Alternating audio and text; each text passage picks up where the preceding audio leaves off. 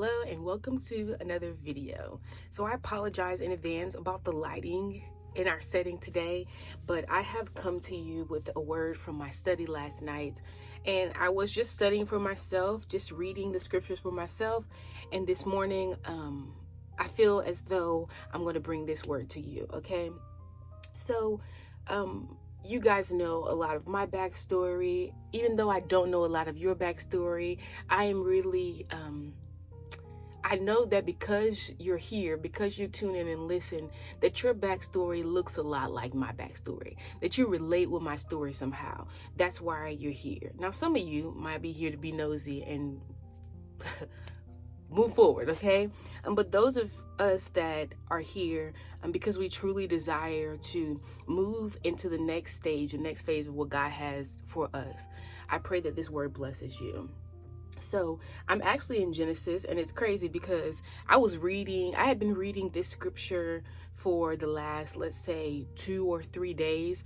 And I didn't even look up and notice, because I was using my Bible app. I didn't even look up and notice that I was in Genesis.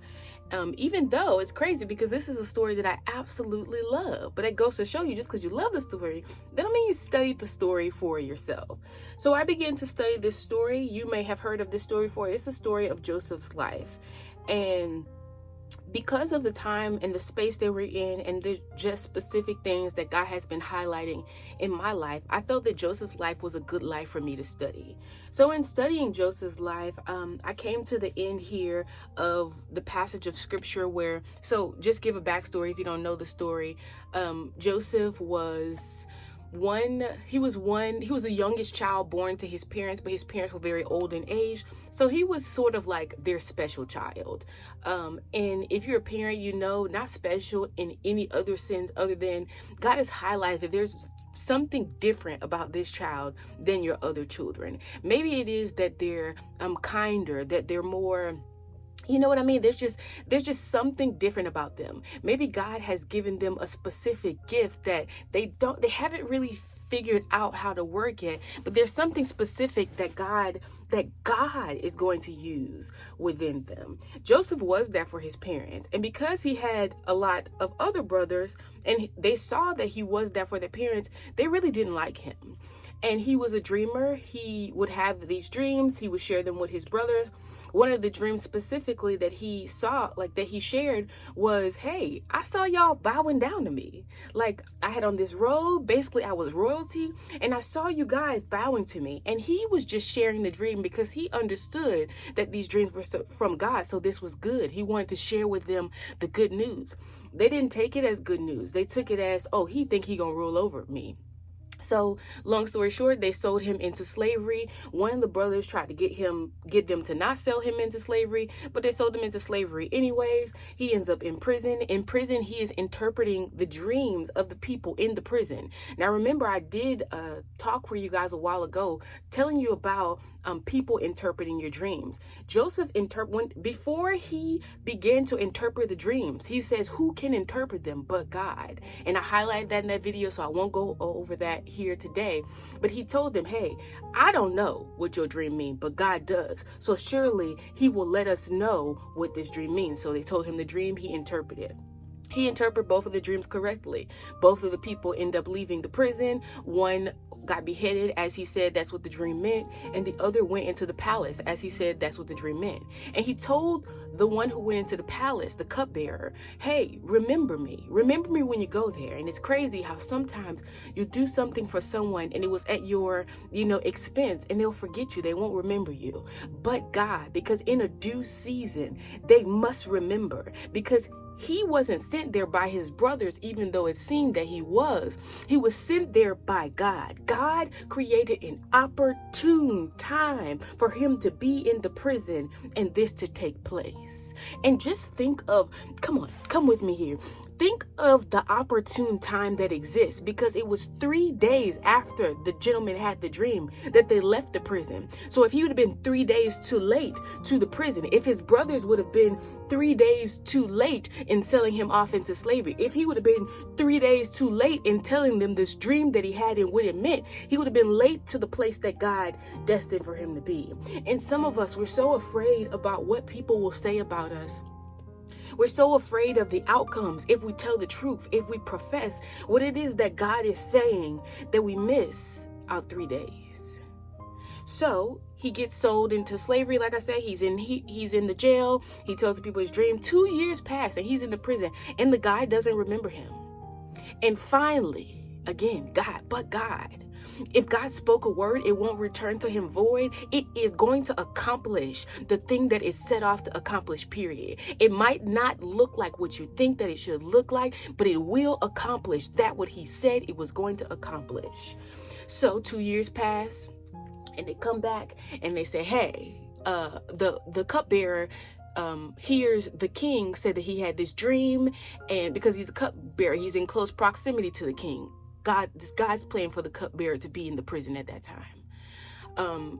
He hears the king has a dream, and the king's calling in magicians, witches and soothsayers, you name it. He's calling everybody in. But remember, I told you, who can know it but God? Only God is the only one who can truly speak a word. Anything else is deception.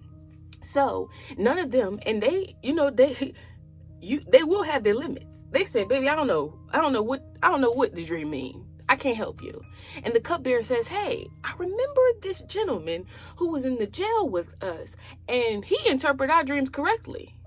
He got them right. It happened as just as he said it was going to happen. It happened. And the king says, bring this man to me. So they bring Joseph to the king, and the king gets his dream interpreted. Joseph tells him that, hey, this actually means that the famine is coming to the land, and you need to find a wise man. You need to get a wise man in here who can properly adhere to what I'm telling you that this dream means. And the king says, hey, Pharaoh, the king, the king says, hey, I searched all over. I can't find no wise man. Since you interpret the dream, since your God has given you the dream, you be the wise man and you do it. So from that point, Joseph stays in Pharaoh's home. His wife actually had Joseph kicked out of the home and sent into prison because she said that he tried to lay with her. And he said, no, I wouldn't disrespect God that way. I didn't do that. People are accusing you in this season in your life. It's been a long time. People have been accusing you of things, and you refuse to bow down, because you refuse to stoop low. You refuse to not speak well of them. You refuse to not move forward because you didn't want to disrespect God. I want to tell you that God is about to lift up his hand.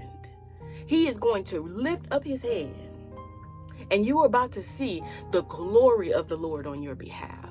And anyways, I go through the story. Go read the story. It's a very beautiful story. So we're going through the story. Things start to happen. The famine comes, as he said, and all the people in the land have to come here to Pharaoh's home. They have to come there to Pharaoh's home to, and get their rations. And one of the families that come to the home is actually Joseph's brothers. And they come on the behalf of their family, okay? And they don't notice Joseph because they thought that he died. They sold him. They thought he died. And it's crazy because in my mind, the dream would have begun to click that Joseph said. I would have been checking to make sure it wasn't him. But no, they didn't think enough of him to think that he would be there in the palace, but he was there in the palace. And like I said, I want you to go and read the rest of that. But I want to read for you the end of this, because this is a time when Joseph's father is about to pass away. He's finally seen the son that he thought passed away in the seat of lordship. And he is so grateful to God for that. He understands that. And at this time, he's speaking over the generations that are in front of him, a blessing from the Lord, the blessing of God, the blessing from his fathers passed down. He's speaking to them. And one of the things he said is, Joseph is a fruitful tree by a well. And when I read that, I can hear, you'll be like a tree planted by rivers, like by living water. And every single thing that you do in this season, God's going to bless it. God's going to bless it because you have come to a point in your life where you only do what your Father in heaven tells you to do, and God's going to bless you. And then he moves on and he says, the archers have bitterly grieved him. So this hasn't been, he hasn't become this fruitful tree without some arrows being thrown at him, without some persecution being thrown at him. How do you think that it feels to be not only sold off into slavery, but sitting in a prison for 2 years because of a word that you spoke, that God told you to speak? He's been bitterly grieved. They shot at him and they hated him. But as his bow remained steady, so did his strength. My sister, that's the word that I want to come and speak to you today, that your bow is remained steady. Oh God, it's remained steady. Your bow has been steady in and out of season. You didn't know how this thing was all going to turn out. But I hear the voice of the Lord saying, the time has come. Who, Jesus, because your bow has remained steady, and you rooted yourself in my word, and you rooted yourself in my principles, and you didn't try to take the easy way out. Your bow remained steady. And let me tell you one more thing before we close. Don't worry about what people have to say. And I know you know this because your bow has remained steady. You know that people always have something to say. But God told me, and I was sitting at my desk and I heard it so clear. God showed me, he told me that every tongue that rises against you will be condemned. And then I looked up the word condemned in Hebrew because that's the best way to really get in true context what the scripture is saying when you read it. Condemn mean to disapprove, mean to God's like that ain't happening. I don't want to be doing anything that God doesn't approve of. He said, I'm disapproving of every tongue that rises up against you in this season. Do you know what it feels like to have the backing of God? Of course you do, because your bow has remained steady. And then I went back into the scriptures and I read that scripture. And the front part of that scripture says, there's no weapon that is formed against me that will prosper. That means people will form weapons. They will form opinions. They're going to have things to say. But God says it's not prospering, baby. And then every tongue that rises up against you, I'm going to be the one to condemn it. And this isn't a word for everyone, unfortunately. This is the word because at the end of that scripture, it says the people that have done my righteousness, that have done the righteous things of God, that have really stuck to what I told them to do. And you know if that's you. You know if that's you. It's been a long road. It's been a hard time. They never had anything good to say about you. You always been at the bottom. And yet and still, you never treated anyone like you were on the bottom. God says, oh God, because your bow has remained steady. Oh God, that is your season. And I want you to take this word and I want you to begin to look at every area of your life on today. God, what is it that I have that you're going to bless in this season? Don't go creating stuff, just pulling stuff out of the blue. Don't go watching social media and say, oh, I want to do that. Come on. Just like your bow has remained steady in all these other seasons because you've been asking God, what is it am I to do next? God says, just ask me, press me this last time, and he is going to bless the works of your hands. Okay? I love you, and I want to hear about the good things God is doing in your life. Like, don't leave me out, okay? I want to hear about the good things that God has done in your life. I want to see the good things that God has done in your life because he is faithful. He is faithful. And I want to tell you as well, before I leave this video, in the scripture, there were 7 years of prosperity, and there were 7 years of famine. And I want to tell you this, that God is going to bless everything you do in this season because there has been years of prosperity. There's going to be 7 in total before 7 years of famine are to follow.